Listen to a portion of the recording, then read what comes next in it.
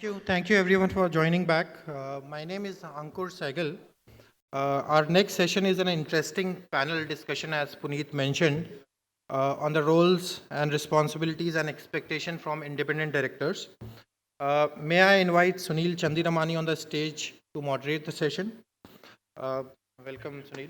Sunil doesn't need any introduction, but for those who don't know, he's a chairman of Sapphire Foods and independent director at UDS, Ganesh Grains, amongst other.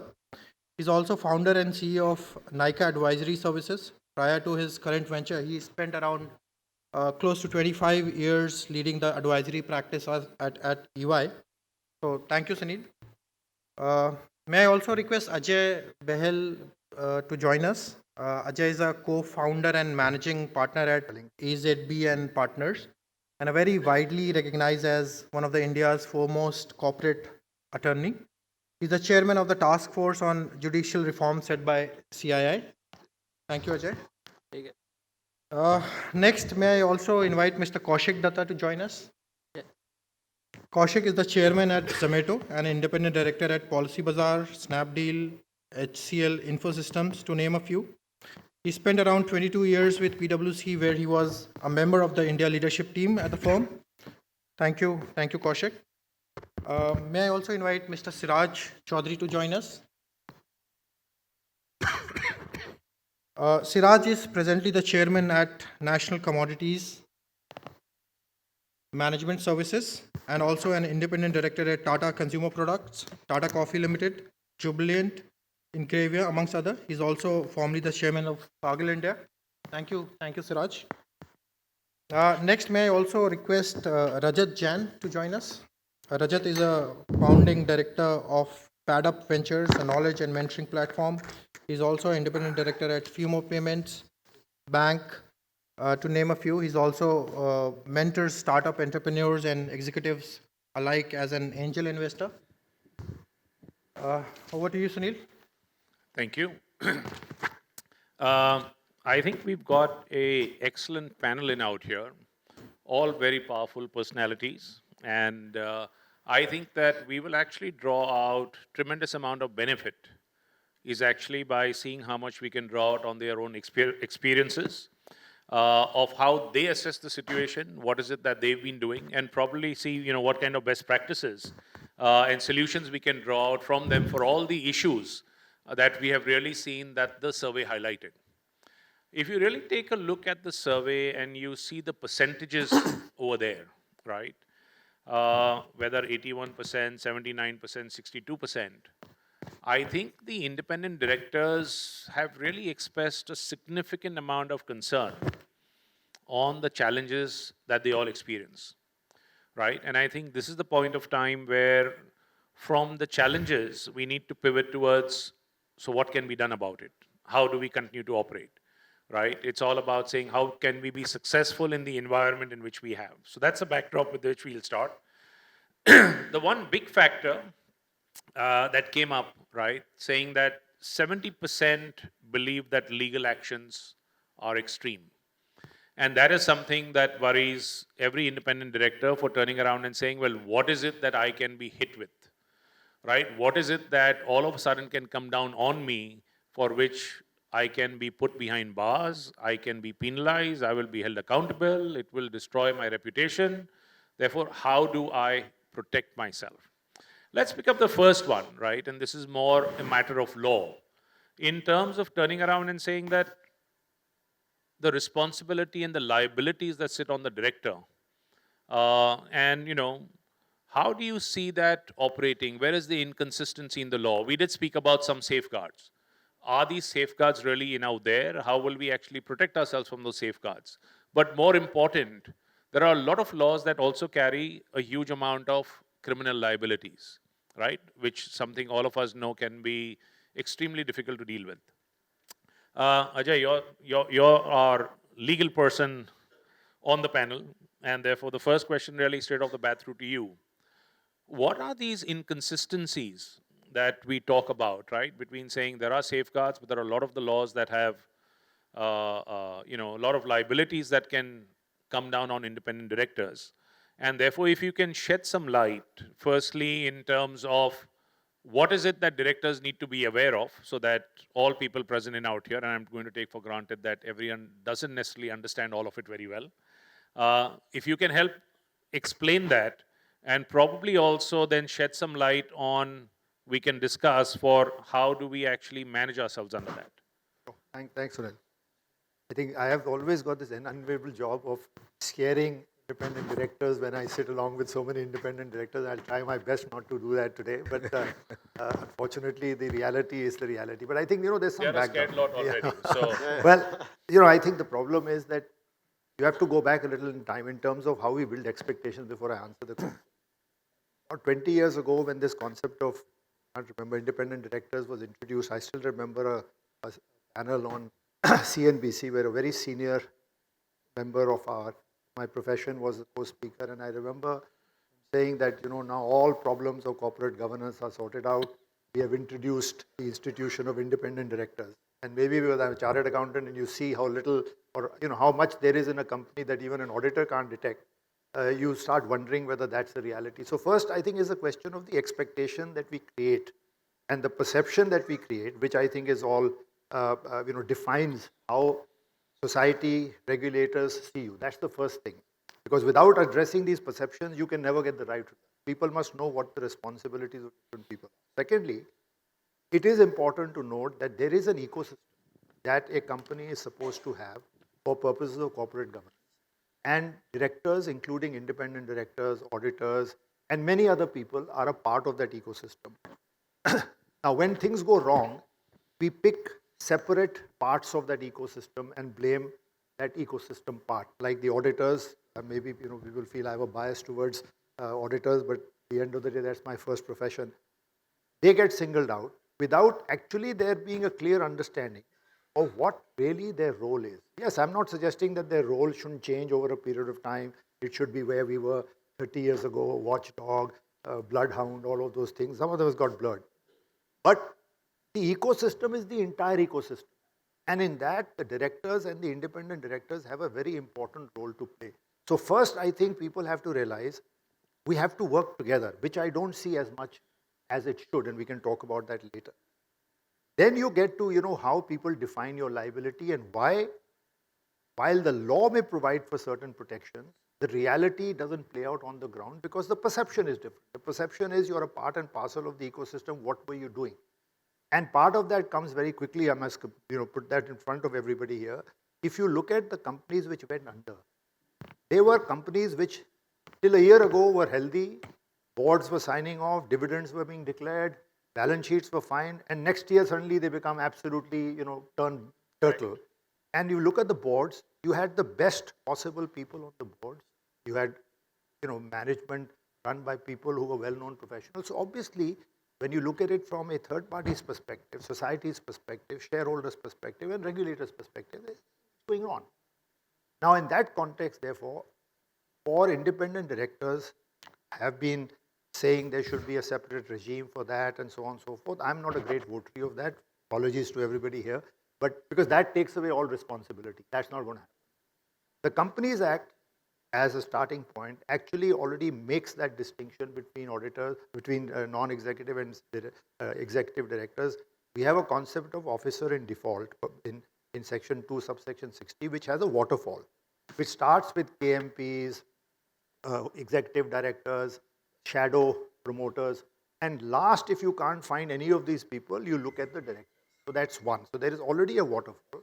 Secondly, there is a carve-out under another section, 149.12, which says that you must proceed against an independent director or even a non-executive director only if there is some connivance on their part, which is established. And then they followed it up with a circular, which is in the public domain, March 2020, that prosecutions, etc., should start against independents only after checking whether they have a role to play.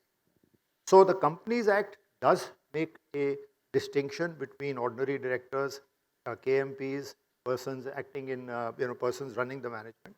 Unfortunately, many other statutes which have the concept of vicarious liability don't have this waterfall.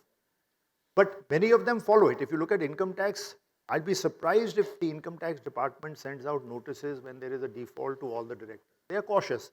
They take a look at who the company manages. They will not just go to the ROC site and decide who the directors are, determine who the director and send them notices. But the fact is that vicarious liability does exist in other statutes where this similar waterfall doesn't exist. And that is what sometimes creates this mismatch.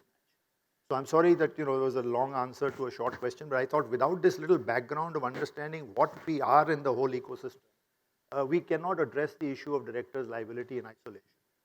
So the issue again, to summarize, Companies Act does make a clear distinction. It provides for a waterfall on who is to be treated in default. Other statutes don't have that provision in black and white at this point of time, and that creates sometimes the mismatch between for offences under the companies and expenses under, let's say, PMLA or offences under other statutes. Let me just throw this open to my other colleagues in out here, right? Saying, would you agree with what Ajay is saying that, look, I think there's adequate safeguard protection available as far as Companies Act goes, and there are only a couple of the acts where really we could be held accountable or responsible for. Not couple. I think wherever there's a vicarious liability. There you said, so if you just list down that the number of those is massive. The number is massive, but what I'm saying is not everyone, every regulatory authority operates on that basis. Even though there is vicarious, many of them do apply their mind, many of them don't. So that's a fact. So I think I'm neither a lawyer nor a chartered accountant. I'm just a practicing guy, a business and a sales and marketing guy. A lot of these things I don't understand. But what I'm hearing is that, yes, there is a waterfall, and let's say income tax department will be very careful not to look at the ROC side to send notices to all directors. I used to sit on a board, practical. ROC looked at all the directors on the ROC website and sent notices to all of them. True. Criminal, right? So I'm one of them. It's been 10 years. But this is 2020. Things have changed now. The circular is 2020. Chalo. So, looking ahead. But anyway, so for a matter, I joined a company in 2012, for a matter which was of 27. And I've left that company like 6 years ago, but that matter is pending in the High Court. So, and of course, what it does to your reputation, your future we understand all that, right? So, yeah, ROC itself operates, and this is one example. I just wanted to put it here that it works sometimes, it doesn't work sometimes. No, we are talking, just to clarify, I was talking about the safeguard in the law. The fact that it's not, I was also an independent director. Yeah, so it doesn't get implemented. I've also got those notices. The fact is that there is a safeguard in the law. How you make sure that that safeguard works is a bit of advocacy effort, working with the regulators. But the law doesn't need to change. That's the point I'm trying to make. The law already provides for it. Now it's a question of on the ground what happens. You can't change the law to make on the ground Ajay, what happens work. The part that you say the law provides for seems to exist in the Companies Act. Yes. But there is... And SEBI Act. And SEBI Act. That's the only two places where independent directors are defined. Right. And no other place does it really apply. Right. So I have seen the situation of Weights and Measures Act, where, on an old case, a director gets a notice saying not only that, but in some state where the guy is ready to issue an arrest warrant. And he gets a message that an arrest warrant has been issued out in your name, and the cop comes and tells him at home, sir, I suggest you disappear till you figure out some answers for it. Right? And those are the kind of things that apply. Now, what can directors do in that regard, right? I mean, that's something we will need to think about. We can talk about that as we go along. Beyond the directors, but it's really the trade organizations like the CII, FICCI, and other influencers who, while we keep talking about saying that, okay, the law should protect us, the reality is that there is a part of law that protects us and there's a part of law that doesn't recognize us. Correct. Getting the alignment between the two is where the effort has to be, rather than saying change the law, make the law easier or whatever, because any call to make the law easier will probably be seen as trying to get away or making life easy for ourselves. So I think that alignment between the various laws is what various organizations, including... So I suppose one of the maybe takeaways is for either through the CII or other bodies, where I suppose we need to push for the fact that all laws need to recognize the role of an independent director and kind of make provision for that in their acts. Is that so? I think if you're asking for, again, I think this problem, the moment you go back to any regulator and say, treat us differently as a carve-out, absolute carve-out is not going to happen. if you really want something to happen, I think what we should do is that take the spirit of the MCA circular of March 2020, go to every other department which is relevant, and tell them to come up with SOPs. Even if the law doesn't change, let them come up with SOPs. This is also an SOP. If you see the March circular, it is said that this is going to be used as a standard operating procedure. So that's an easier thing to do rather than saying change the Income Tax Act, change PMLA, change negotiable instruments, change this, change that, because सब जगह standard language है. Better is वो standard language के बीच में let's try and get SOPs where we can all as independent directors and as CII, we can help. Where the regulators bristle is when we say, oh, we must have just a special regime for independent directors, and therefore, because these things are so polarized, Sunil, nothing actually gets done on the ground. Fair. You know what? If you look at, you can't change hundreds of laws. Impossible. For instance, some circulars that come out over a period of time, like in Negotiable Instruments Act, it has clearly stated that, for a check bounce, you can't prosecute the non-executive directors and the independent directors unless unless it was with the connive. So you will have these things coming up, but fundamentally where we have a problem. We have a problem because we do not have what you have in the US, a business judgment rule. That means when you're acting as a director, as a KMP, as whatever, when you actually do everything where you follow your due care, that means you have done every diligence that is required to come to your decision, and you have actually done everything without any kind of with loyalty. That means like you have never taken no self-interest involved. If you have taken any decision, any business call, taking these two, you have the privilege to actually go behind the business judgment rules. That means if you have done this, you are absolved. In India, unfortunately, and Ajay will bear me out, is that this is not your privilege. Under the Delaware court cases and all, this is your privilege. In India, it is the discretion of the court. So that means if you get actually prosecuted, you'll have to prove that you have been diligent, you have had no self-interest, and this is the best decision you could take based on the information that you have. And that's where we have... That's not true, Kaushik. Okay. See, prosecution, unless you're looking at PMLA, where the burden of proof has shifted, every other statute you are innocent to will prove guilty. So, yes, the difference is, what you're saying is, the problem is you will get ensnared in a charge sheet, which is bad enough. But when you're talking about the court will have to determine the matter based on the trial to establish. But I know what you're saying. The problem is once you are involved in a charge sheet, once you or have an a FIR, charge sheet for the next 10 years, for your passport you have to disclose it, 50 other things. You and can't therefore, travel, you can't do anything. Well, you can travel, but you have to disclose that. You have to disclose. So no doubt. That's why I said the on-ground issues are a reality. The point I was only trying to make is the framework of the law exists in one statute. What you have to do is make sure the spirit of that is implemented and make sure that it actually operates, which is very difficult when you are talking about not just central acts and central statute, you're talking about states.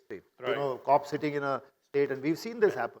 Send a notice to the managing director of the Singapore parent, in a criminal case where there is no vicarious liability to start with. So, I mean, those are realities that are being faced. The difference that I would make here is between a lawyer and the independent director, right? As an independent director, everything that what Rajat and Siraj was saying, that it's your personal reputation, it's the cost of fighting a legal battle over a long period of time, having, if it's a large enough company, your name all over the newspapers, all those risks. And then maybe 10 years later, you're proved innocent. But that 10 years, because of this distinction in law, you actually lose out 10 years of your life. And this thing about a lookout notice, I know of actors who have got lookout notices on them that they cannot travel unless without the permission of the court. So this gets really, really messy. So how do we get out of it? We know this is a problem.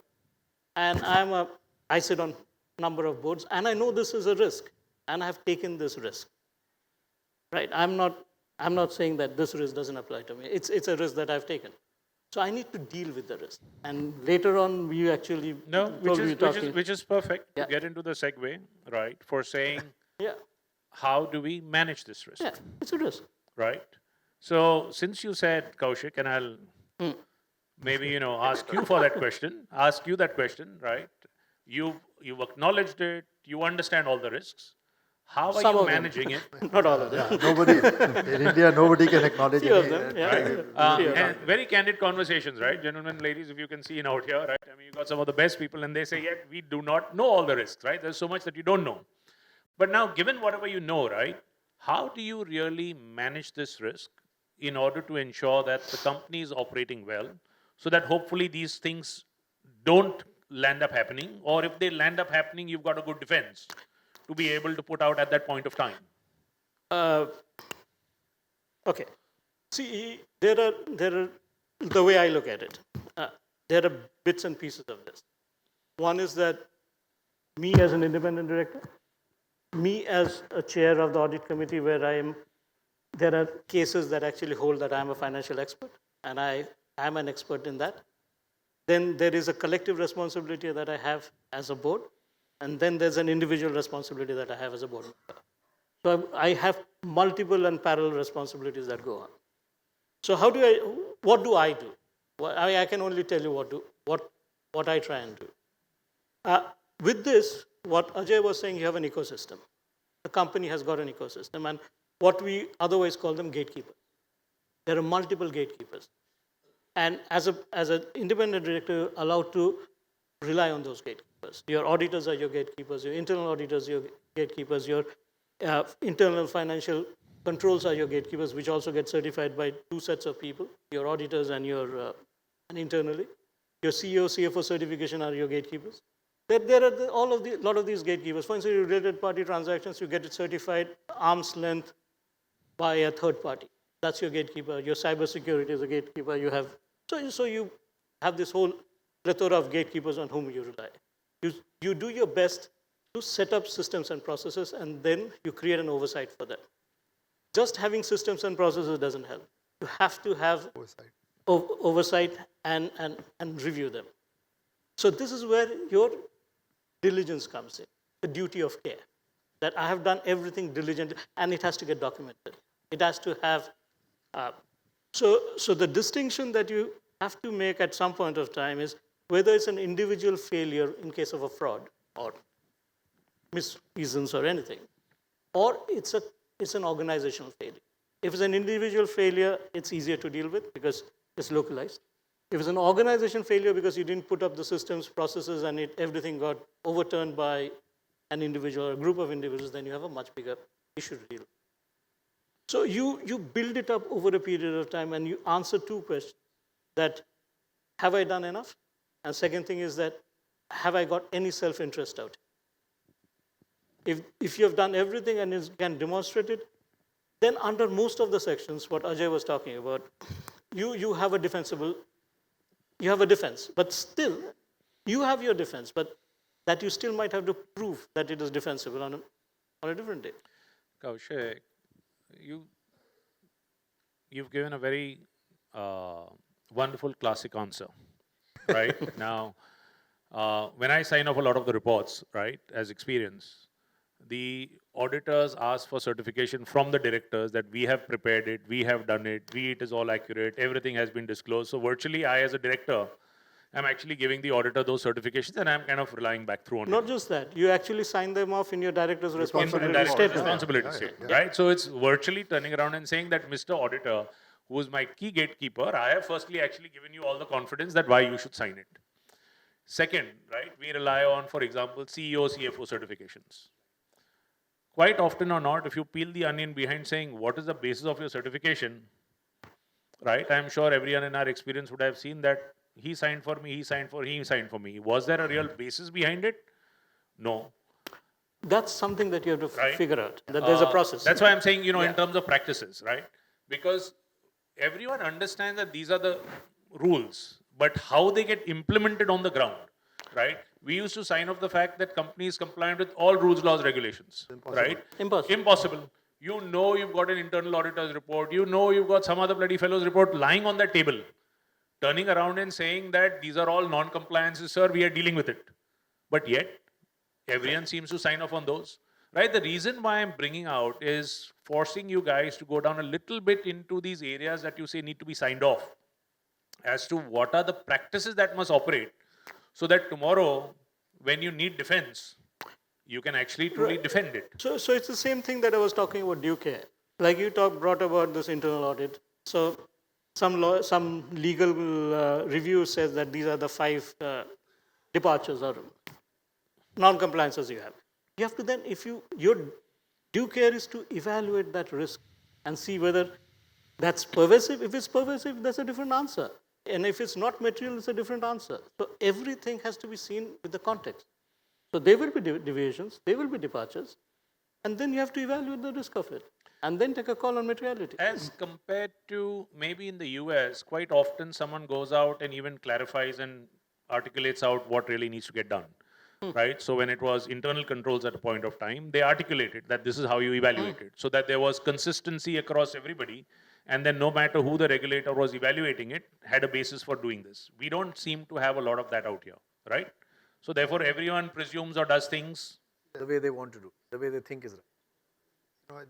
If I may again, He at the says, risk of let me come in before these guys have another law coming in. Yeah, no, that's never going to happen. See, you have to remember, I work with many clients with different internal independent directors, and I see the differing practices all the time. I think the first thing, and this comes back to very sensitive issues of independence, which I know I get whacked for every time I raise this issue, but the first thing is that directors who are independent directors have to see as them doing a favor to the company, not the other way. Be very honest and blunt about it, right? You're not sitting there at the privilege of the management and beholden to the management, because the ability to speak out comes from a conviction that the consequences of speaking out are something I can take.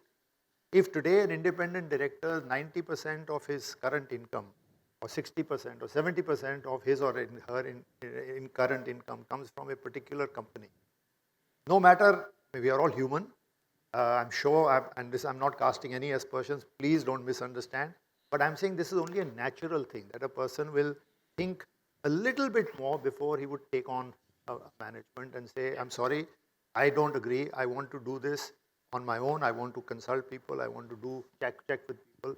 And there are so many practices, frankly, that you can do. In the UK, you can talk about UK. UK, the audit committee, if I'm not mistaken, or corporate governance committee writes its own report. They write, the management evaluates them, they evaluate management. So they hold the pen. Number 2, we have been suggesting so often exit interviews. If a director leaves the board or resigns and goes out, and now that's why the MCA said that, if he goes out and says, or she says, I've got too busy, and then joins another board, what's going on? Where are the exit interviews? How many independent directors have ever said that, listen, one of my colleagues has resigned. I need, or we as a group, need to talk to that person and say, what did you find or what concerned you about the company that you chose to walk away?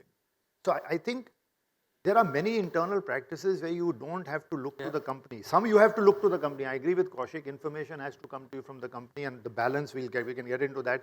How much is the right amount of information versus footnotes in 300 pages, and where people have got stuck because some note has been put by the CFO, one footnote in page 237 of a 500-page presentation, and the management says, yeah, of course the independent directors knew. But I think that, today more and more independent directors are appointing a lead director and then sitting together and saying, let us shape what we want to do. They are having independent meetings with the lawyer. There are clients where I do close to 10 meetings a year with the independent directors on many issues, managerial compensation, plans, ESOPs, mergers, acquisitions. Just the independent directors grill us for 2 hours because they want to hear independently what it is that is being done. Is it appropriate, not appropriate, not just the law. So I think some of this needs to be maybe done where you regulate yourselves collectively. So just quick 1, 2, I just want a yes or no, and maybe, I'll even ask the audience. Do you think it would be helpful to get out, or maybe they already exist, handbook of best practices for boards to really follow, right? Unless, I know Kaushik writes, so unless he turns around and tells me he's already written it. I'd written one for EY. Right, but importantly, just so that people appreciate and understand that, look, these are the good practices, and boards are, even as part of the reevaluation on a regular basis, right? Sometimes you have to re-jog your memory in terms of saying, hey, these are the best practices, right? These are the right ways of doing things. If we do it, I think the company gets protected, we get protected, it's good for all the stakeholders, and we must also educate management about the need for doing some of these. Sunil, I mean, I mean, you do have a set of best practices. And the second thing is that courts have held, or SEBI, SAT, everyone has held under different circumstances, what was the failure. So when you read all of that up, that actually also gives you an indication of what should be done. So when you put all of this together, you actually get a pretty robust. It's a good idea, but I think it's a very good idea that, and you take actual examples, because now we have enough issues which are in the public domain which you can pick up from. Exactly. And be honest about it. You know, there are too many places where people have taken their decisions a little casually. Yes. And when we've asked them the question, the kind of answers we've got are not what you would expect from that seasoned person sitting on the board of a company, and it becomes very difficult to defend that. Siraj, let me pick on you for a particular question, right? How often have you seen dissents being noted in board minutes, right? Because it's almost like saying, look, we are a common club, right? We are all commonly accountable, responsible, and therefore everyone says, okay, whilst I might have not necessarily agreed with it, right? But it gets noted, board passed unanimously, board passed unanimously. So both, I think I will ask this question first of you and then of Rajat as well. How often have you seen dissents being noted? How easy is it to go out there in board and saying, can you please note my dissent? Okay, so I haven't really seen dissent being noted, but I have seen dissent being implemented to say that, okay, I don't agree with it, and therefore things have been put on hold or, you know, gone for more reviews. And that is actually my experience has been, and I've been on boards which have been very structured and, you know, organizations which are fairly mature, as well as those which are still coming up. And between the two, there is, so while we talk about common practices, I think the process of evolution of companies is also a factor. There are companies which are well established, been in the public domain for 50 years, and there are companies which are transitioning from being promoter-run companies to being you know, publicly held companies, and there that change, that dissent, you know, the owner suddenly being made to feel that he's not the sole decision maker and there is governance to be adhered to, is probably a task. It will take time. There are ways to do it, but specific to your question, dissent being recorded is very rare. But I've had many experiences of you know, rejecting projects which have come up for board approvals, and you know, appointments which have come up for board approvals. So those kind of things have happened. Rajat? So similar to what Siraj is saying, but yeah, I think dissent does occur, and there is a lot of effort by the board members to kind of get around and convince each other to say, let's do it, you know, together, and let's all put our hands up. But I have seen, you know, situations, particularly where you have, you know, large investors, 3 different types of investors: a private equity investor, a strategic investor, and their nominees sitting on an NRC, let's say, you know, and there is a dissent. And, you know, we've gone with majority, and people have said, I would like my dissent to be noted, and we have noted dissent. And we have done that only, not that हमने उसको convince करने की कोशिश नहीं की, but he says, मैं convince हो ही नहीं सकता. तो अब आपको company चलानी है कि नहीं चलानी? Company तो चलानी है. So then the chair of the committee says, we have to move on. So it's 3 out of 4, and no, let's go on. So it's happened reasonably. You know, I would say a third of or a fourth of the situations I've seen. Correct. This actually happened, recorded, minuted, ROC'd, whatever you want to call it. Okay. There are 2 things I want to pick up before I'll kind of switch the topic, and I'm conscious of time. One is, chalo, we understood all the risks. Second, we went ahead and So risk took all. में, I think आपने जो इन्होंने कहा, which is the process, the due care, the diligence, I think वो सब तो ठीक है. But as an individual, I think one of the ways I look for is, boss, आपकी DNO policy है कि नहीं? Correct. So I was going to come down sorry. to that, Rajat. Is to saying, after doing all of this also, there will yet be issues that will come up. Yes. Correct? And at that point of time, the director needs to figure out, Acha, now how do I deal with this? Correct. Right? And the only way of dealing with it is, you need to find a very good lawyer, right? And he needs to come and turn around and saying, "Okay, He's- I shall help you navigate through to this," right? Which results in two things happening, of course. One is the cost, and the other is access to data, right?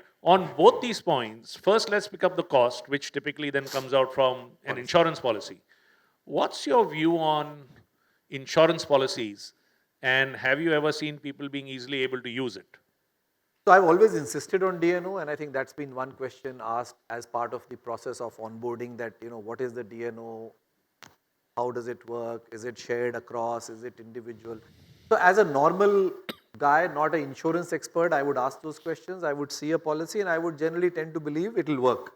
Never had to use it.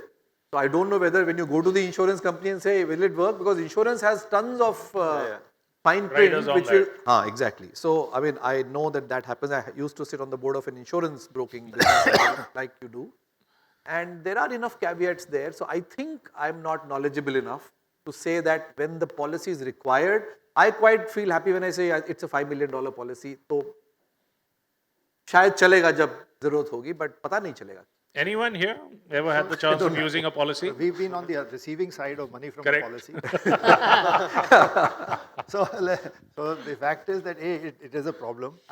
See, first of all, a DNO policy is not a policy as insures you against criminality. It only gives you cost. Correct. That's Correct. a big one. That's a big one. Number two, the insurance companies also have their rates, which they are pretty, cussed about. And therefore, in some cases, what we found is that no matter how much we want to help the director, but the kind of fee that the insurance company is going to allow requires them either to dip into their own pockets in part, and don't think of us as being some Shylock where we say that we must get every rupee. We make concessions, but sometimes the kind of concessions that are Thank you expected on behalf of all the IDs. are really very extreme. So I'm being honest with you. What I've seen in some DNO policies is that what the insurance company decides in its wisdom is the rate. Is like really saying that this independent director, to give the equivalent thing, should only be getting this much, and that's how much you should pay your lawyer. It's like the hospitalization room policy. Correct. I was just going to say that. So 1% of your sum assured is the room you can get. Because then, what,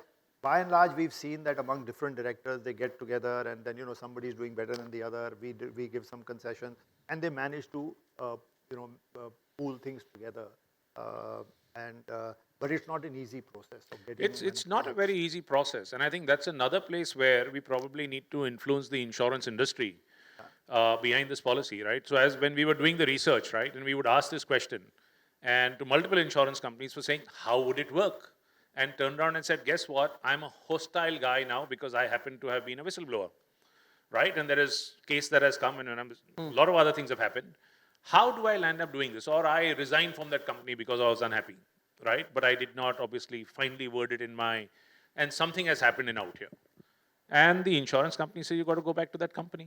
That company is the one who's going to liaison for you to get this, I and think you've there is- already broken relationships. That's not necessary. So the companies I'm referring to, the independents are dealing with us. Some of them are no longer on the board also. Correct. They are, in fact, all of them have been removed from the board. And So- they are right now still claiming under the insurance.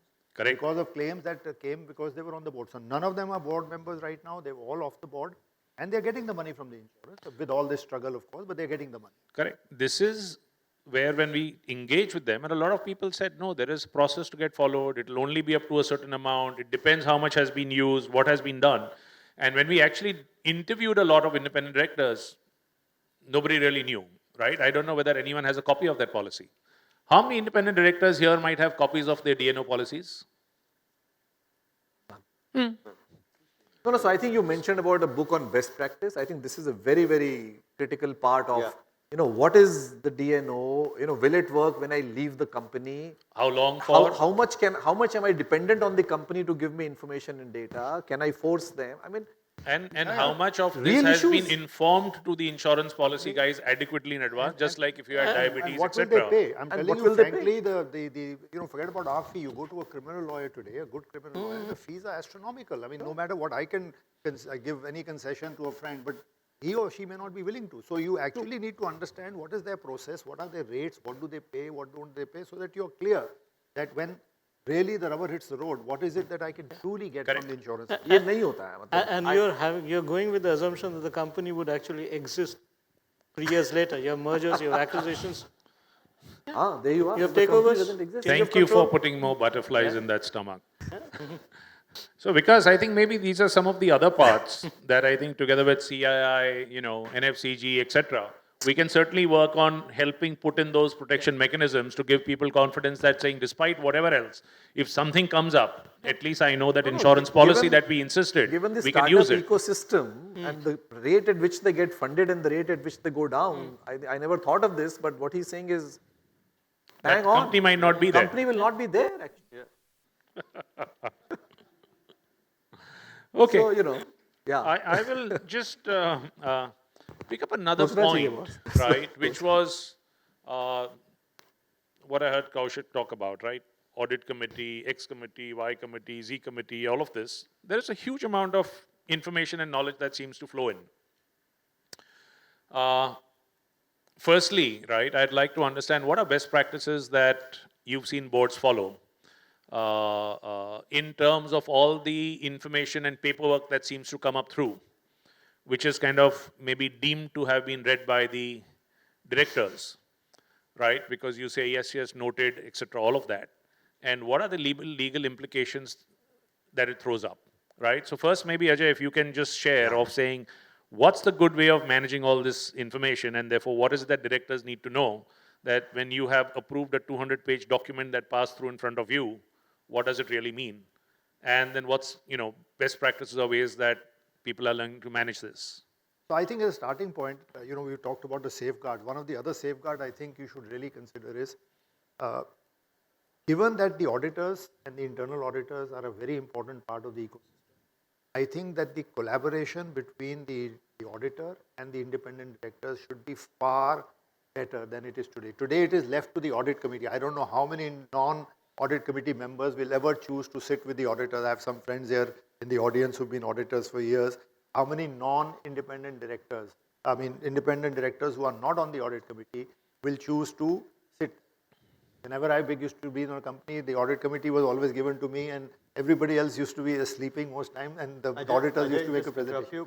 One of the best practices that I've noticed recently coming on in some of the good companies that I'm associated with, where all independent directors are made part of the audit committee. So which brings parity to the information that is... I'm saying even beyond that. You see, audit committee has a role. The auditors and internal auditors are a very critical part of your ecosystem. Absolutely. So why not collaborate? There's lots that you can share about the company through your domain. Rajat is, for example, got domain in so many areas, or Kaushik.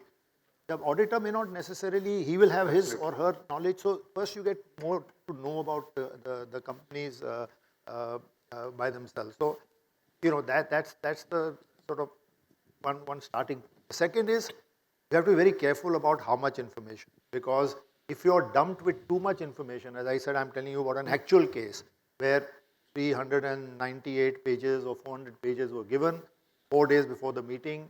Everything looked kosher. There was a footnote in one presentation by the CFO, which was not even actually a part of the minutes per se, but it was a part of another part of another part. And it was a footnote which acknowledged that this particular loan has been refinanced, etc., which the members of the board had actually no clue about that this has happened. So either you make sure the company, if it's going to give you all this information, you take the time that is needed to go through that information. If a meeting has to be adjourned, it has to be adjourned. Simple as that. And therefore, this is a tricky one. The balance has to be between not too much, not too little. And that's where judgment, experience must rely on each other. So I'm saying a lot of companies now, independents, are looking at lead directors, where somebody takes the lead, who becomes the coordinator, talks to people, rather than everybody having to look at a document and trying to figure out, each guy is reading that document. Whereas if you decide that you're going to divide it into parts, for example, then you can do much better diligence of those documents. So some of these are soft practices. You can't really codify them, but I think this is where working together as IDs together, working with the auditors, internal auditors, you can come up with some practical measures to deal with this. But too much information is a risk, sure. Rajat, Siraj, Kaushik, what are good practices? He's what are ways absolutely that... right. One of the times when I've actually been very relieved to get off a board was of a recognized, very popular bank. And he's right. I'd get like piles of papers 5 days before the meeting, and I'm not a banking industry professional. So that was a nightmare. I mean, I have never studied so much in my life as I to prepare for those meetings and still end up clueless. And exactly the solution, there were bankers on that board as independent directors, former bankers, and one would need to seek their help to decipher some of the information that was there. I Are, second that. are summaries permitted?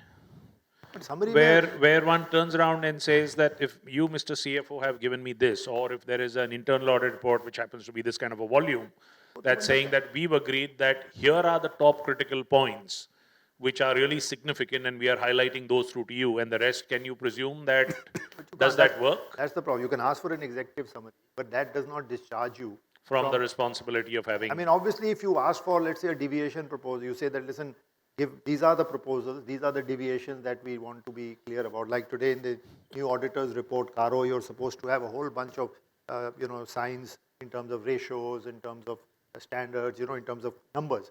So maybe one of the things we've suggested is that why don't directors take that very same thing, and instead of waiting for the auditors to report on it at the end of the year, why doesn't that become a part of every board meeting? That what's your ratio, debt coverage, profitability, cash flow, etc. So already कुछ MCA ने introduce किया in the audit report. That's why I say what you can really start doing is work backwards. Auditor has to report on certain things at the end of the year.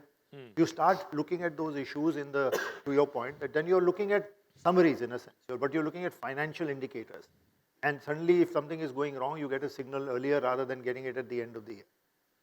Okay. But I think one of the big things what he mentioned is this whole interdependence thing, because you don't sit on all the committees. I think what he's saying is best practice, but I've not seen it.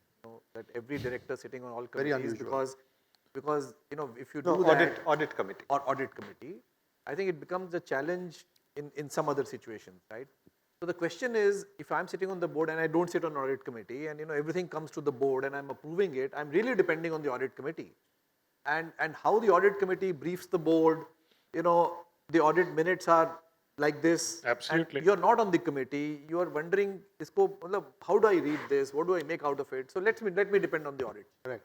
And that's what happens actually. That is the reality for me. It's not just a reality. I mean, there's also a legal aspect to it. Yeah, Right. Where When does you are this actually- safeguard and the role and responsibility? So, I mean, Ajay can talk about that, but for you not to participate in the audit committee because you're not a member, you're not a financial expert, that could actually be your safeguard. That's a defense. That's your defense. So how you wish to choose your defense. The other thing could be that everyone participates and everyone has got exactly there's no information asymmetry. But Kaushik, but that I is think- despite the fact that all the audit committee minutes came up through to you. That's the problem, yeah, Kaushik, but in I all of think this. we also said- But the role of, there are cases that have been decided by SEBI and SAT on what is the role of as an expert when you sit in an audit committee. So you have to be a financial expert as the chairman of the audit committee. You have taken a call as an expert. So you actually have an additional responsibility. So this is where it gets. I'm just going to make a comment on that, Yeah. right? With all this additional responsibility, itna sara kaam hai, right? Yeah, once that fee got fixed up at 1 lakh for a board meeting, I think कौन सा था 2013 में शायद, right? अभी 2022 में भी है, अभी तक without cost of living increase भी चल रहा है. Sunil, this is the time for me to give. Right? It's So not financial. for all companies who large need companies board which of make directors who billions of want to dollars give of cash flow of Kaushik. So I think I've been hearing that, spend more time, read 2,000 pages, be diligent, due care, but I don't know whether it gets balanced with the value of your time. It's not. See, I mean, honestly, I saw the survey, and people don't want to be on the board. But the number of requests, you ask any good, headhunting firm, how many requests? You look at the number of people who in the ISCA website, ISCA that directors of Correct. the bank, registering every day. So there are no dearth of people who are willing to be an independent director. They obviously take it as saying there's a prestige it's a very involved. attractive position, There's it is money, a there's position of fame. power, Yeah. but Yeah, there are different so tell me, drivers. I mean, Yeah. and this is something that as an investor, right, the investing community, if they see all these names of directors and boards and they say, yaar, isko fee 15 lakh mil rahi hai, I mean, how can he be really doing justice on that? It's not that bad. I mean, look It's at not it. that bad.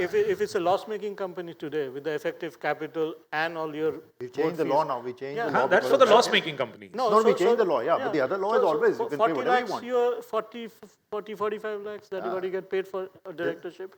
And if it's a profit-making company, you can look at companies' limit. results. They get paid, or independent director gets paid up to a crore. So there's a whole variety of those of Yes, yes. companies, and which is one of the reasons why I'm wondering that when one talks about saying good corporate governance, if you don't have well-paid directors, it also probably indicates not so good corporate governance. No? Not necessarily. If you have taken the responsibility, it's a fiduciary responsibility. But, So- yeah, but I think he's right as a practical. That's what I'm saying. You know, one of the things you said. That's an indirect way of assessing it, right? Turning around and saying there's a yeah. softer part. That really, with that kind of money, would they be spending that kind of I'll give you a time and effort? It's a Sunil, reputation. just as you made a report on how independent directors feel about themselves, you should get somebody to make a report on how CFOs and Feel about CEOs independent feel about directors. independent directors and see the value add. See, for years, the auditors have always been at the receiving end of this. I think it's important for you to see yourself from the eyes of those who Very true. bring you on boards and who pay. Because if you are not able to demonstrate to them that you are adding value, then they think कि ये तो money for Compliance jam है, है, tick in the money box for है. jam है, money for jam है, you know, ये तो उनको मिल रहा है, आएंगे, मीटिंग करेंगे, कॉफी पियेंगे, कुछ गपशप हो जाएगी, nobody listens Also, to it's what an we do. additional cost. Of course. I've had board conversations where the MD and others have said, the board costs a lot. Board cost. Yeah, Yeah. The board costs a lot. And the board must add value back. yeah. Yeah, he Right. doesn't say it, I- but that's I what would- he means. Of course. I would love to actually do another whole discussion on the topic of how can independent directors add value on the board. Report कराओ आप किसी get an independent survey done like they've done this Very one. good idea. I think it's a good of idea. Turning you know. around and saying that where do they believe Yes, boards can add value That's and your how should Customer, they right? be, absolutely. That's your customer. Yeah. So, right? in that sense. Certainly. Now, in the interest of time, I have my clock, ticking in out here. I did want to reserve 15 minutes, but I've got 8 minutes of time for Q&A. Right? I think it has been a very interesting, animated conversation between all of us in out here. But I'd really love to give an opportunity for the audience to see what questions you have, comments you want to make, and maybe how we can respond back through to you. What are your views on the indemnity agreements that have become popular recently? It's like, obviously, they're quite common since a long time in Western countries, but in India too, nowadays, a lot of directors and key managerial personnel insist on signing indemnity agreements. So, do you think they provide you an adequate risk coverage or mitigation? Okay, this is something I've learned. I'm happy to figure out ये क्या है. नहीं, indemnities तो देते हैं लोग. See, of course, all the paper we write is always very valuable, but the delivery of that is not in my hands. That's left to the Supremes and the courts who are sitting out there. So I can So give, if company I can give you an might indemnity. add, there might be others who don't know, D&O insurance policies do not cover you after you quit the company, but you have the possibility of extending that coverage through indemnity agreements in which the company will reimburse you even after you've left, because the law doesn't stop making you responsible for your actions during your tenure. So those are the kind of coverage the indemnity agreements provide to the independent directors, and the company reimburses you even if the D&O insurance policies don't cover. So I think these are the reasons why the indemnity agreements are becoming very popular nowadays. So do you think they actually make sense? No, they do make sense, but you have to again depend on the capability of the company to pay. To the point, if the company basically decides that it won't honor the indemnity, it's an agreement like any other agreement. There can be differences of opinion, and then if you have to litigate that indemnity, then then there's no. And- but it's better to have it and not, of course. Yeah. And firstly, you have to go out incrementally 20% out of And GST. does the DNO cover you after you have resigned or It retired? does cover. No, It does. So it does. If Yeah, it it does. covers, if the event has occurred while Yeah. you were on the board, Exactly. and it's obviously your DNO will cover it, but it Exactly. won't cover for something which has happened after you've left. That's for sure. All right. That's something we'll certainly explore. Any other questions? But after you've left the board, you should anyway not be liable, right? So there's No, again, For an act that happened, so there may be something that the DNO doesn't cover, for example. The indemnity is an overall protection, no, that So, the ऐसा company होता है? I identifies. mean, I've not yet signed an indemnity. Have you? No, but some people, so I'll tell you, there are Maybe cases, that's a best practice again. another one. That's why I said that there is so much. I'll give you a classic example बताइए. that we have, for example, a client today where as you know, many multinationals operate very divisionally. Yeah. Even though the Indian company is one entity, but the divisions report to different people. Yeah. You've been, you know that better than I do. And so there was a case where there was a particular division which was being run in the company but was being managed out of an office overseas. And a lot of tax disputes and RBI issues came up. So the managing director is the guy who's actually, or the CFO has signed the tax return.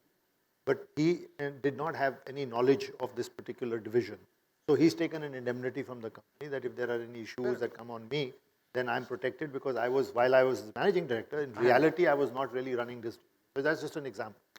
Ma'am, to your question, I mean, these days the independent directors' letters, especially in PE-funded companies, it actually has got a indemnity clause in it, apart from the DNO. Which protects the independent director from anything happen. But it's an agreement, no, at the end of the day, agreement with... Yeah, but better that's to for have it the than not to that's have for the it. PE fellow. Unless you're a nominee of the PE sitting in No, out no, there. no, no. Even if you're an independent, I mean, it's a standard letter. So they have got that kind of included in. Okay. Are there any other questions? Otherwise, I have another question that I'd love to. Yes, Vikas.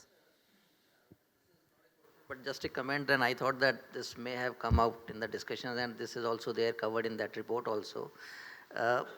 Very basic, that there are three categories of directors in a board.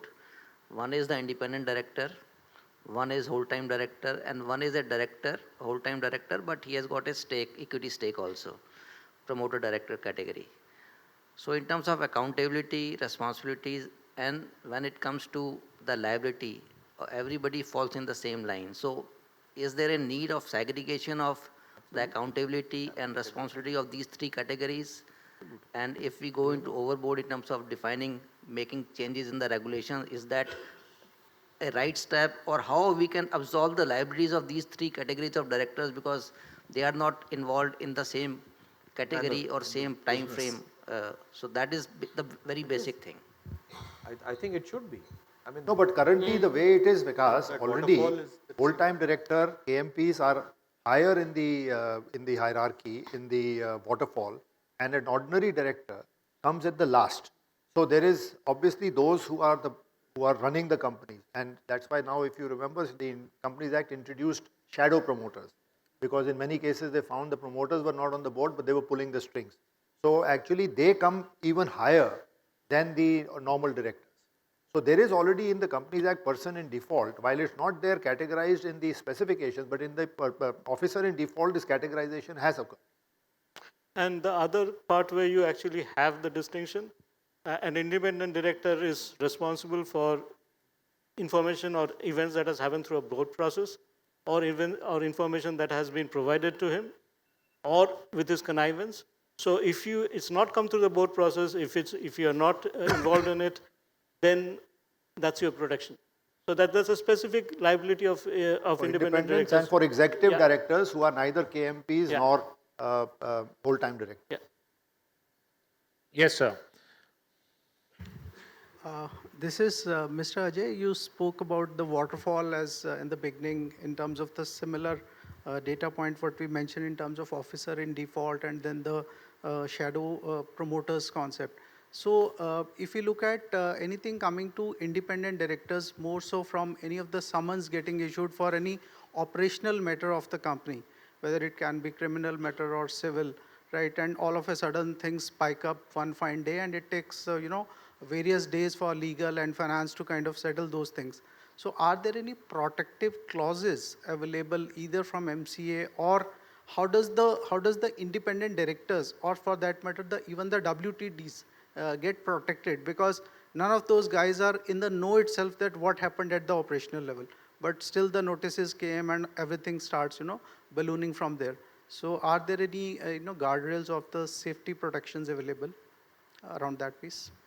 So, Yeah, I mean, it's the same thing we covered. there is an important nuance here which we had thought we'll talk about, but now maybe it's a good time to talk about it.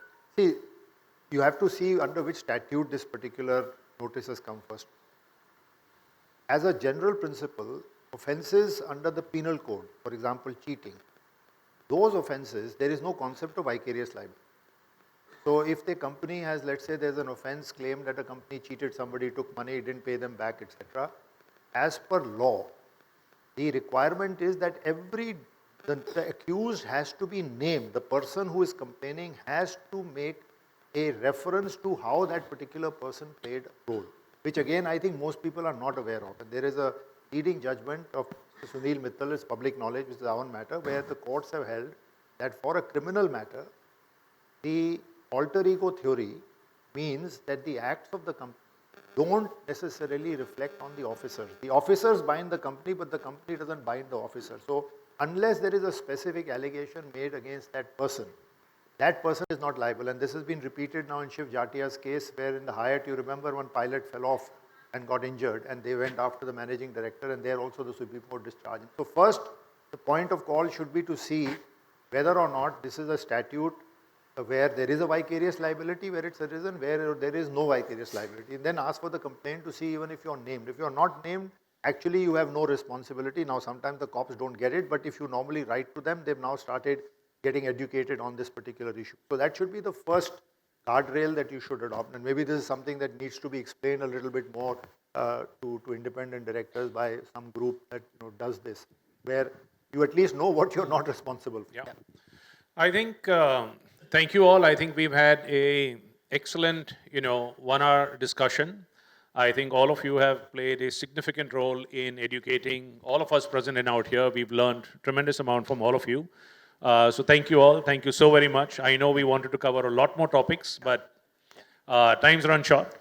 I think there are a lot of takeaways from here, including the whole part of educating the independent directors on several different aspects so they can discharge their role a lot more effectively, and I'm sure there'll be a lot of to-dos for us. But thank you all so very much for joining us on the panel. Thank you. Thank you. So much. Thanks.